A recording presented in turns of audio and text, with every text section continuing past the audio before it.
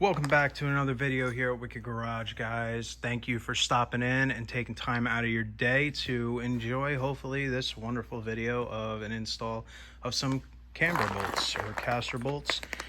So right here, I have some Dirt King Fabrication alignment cams. So they're cam bolts. And as you can see, they have holes in it instead of one giant slot. So these Chevys tend to have issues with alignment, and the main reason is these slotted cams. So when you're going down the road, possibly hit a nasty bump or something, it could throw your upper control arm or the cam bolts and position them in different ways and throw your alignment out potentially, which creates a whole bunch of different issues. And this is just the best thing that I've looked up, and means I completely redid everything in the front end. I want to get these on. So what we're going to do essentially is lift the truck up, take the wheels off, and then one at a time we're going to take this bolt out, replace it with a new one, as well as this bolt, and replace it with a new one. And then what that's going to allow us to do is to actually adjust where we need to be with everything. So whether we need to be all the way out or all the way in. Obviously the tops of these, and as you get higher, are going to go out because you're going to put more torsion with the lower control arm going down to raise your truck up. So you're going to want to adjust it to where it's actually in more. So we'll do that. As we're doing this, I already adjusted underneath the torsion keys. So right now, from side to side, it is level 42 inches from the ground to the underside of the fender in the middle of the tire. So that is set. I don't have to worry about aligning that. Now, the big thing is track your turns, and obviously they're going to look a lot different. The driver side has a lot more weight on it, so it's going to tend to be a lot further out. You can also, when you're checking, if you're doing this from a stock vehicle truck and you have all the stock markings, you'll be able to adjust it to where exactly you need it, and where it was already previously set, and then start from there. But I don't have that. I had my old rough country kit, and it was always thrown out and it was always messed up. So what I did was I aligned everything perfect as I can, and this is what I came up with. So the passenger has 2.5 full turns, and then the driver's side has 12 full turns. It's a big difference. This was roughly an inch off, or an inch lower, so we had to bring it up an inch. Now the torsion keys still have to go up higher to clear these wheels. So like I said, what we're going to do first is we are going to adjust, replace and adjust the top cam bolts. All right, guys, so I got the wheels off. Obviously, I already did the other side. This, I'm just showing you on this side. These are the cam bolts. So let's go to this side. I'll show you what I did.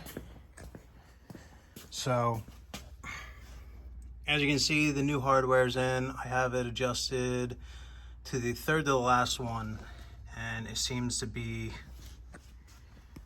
pretty straight hanging down. Might be in slightly, but I had to undo the torsion keys in order to shift all that in. So, and then that gives you the room to play and all that stuff, because you don't have tension on the lower control arm. So when this goes down, it's actually going to suck in, and then when I put the torsion key back up, it should go back to level, or pretty much straight up and down, like that is. And if not, then I adjust a little bit more, but I'm just sort of getting it set to the closest possible way I can, and then pretty much going to adjust from there.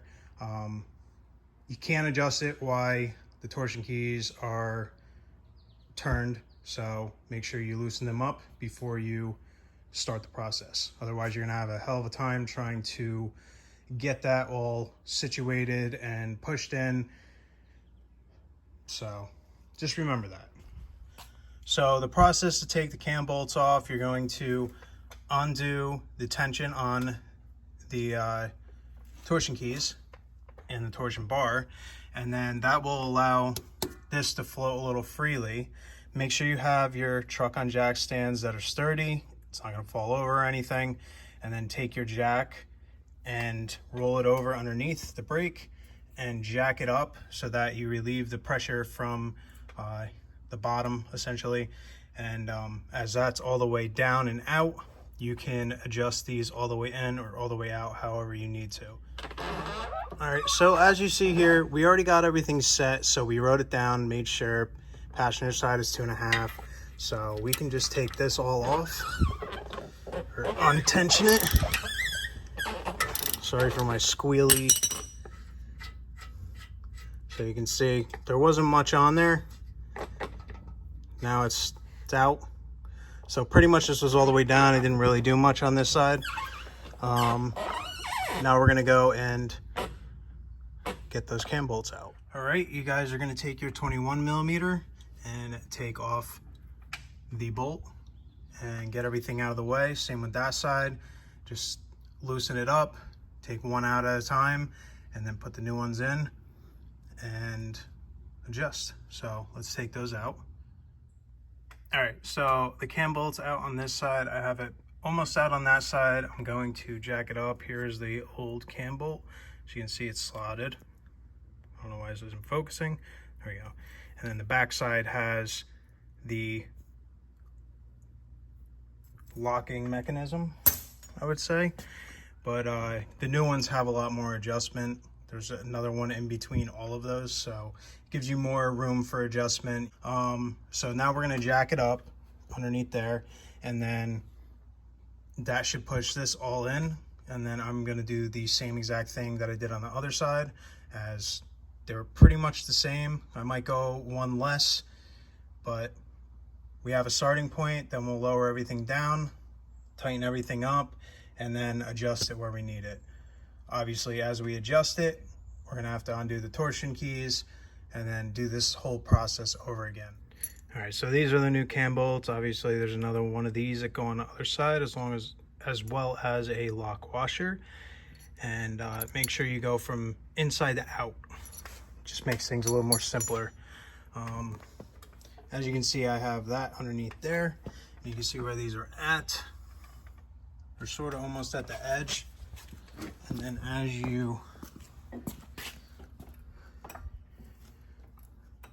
you press this up, which I'm gonna press that all the way up until the truck starts going up, you can see it sucked it all the way in, at least on that side, and then it went sort of in on that side. So before you do this, make sure you put the cam bolts in and then do that. But right now it's not a big deal, because as soon as I let off, it'll pull this all back out. Finished everything, put the wheels back on. I'm going to get the rest of the lug nuts, put them all back on every single one of these wheels, and then we'll be good to go in that sense. I didn't want to put them all on because obviously I was taking this on and off and trying to get everything aligned. Cam bolts are in and set and tight. I also tightened the tie rod ends while I was at it and made sure everything was straight and lined up the best as possible.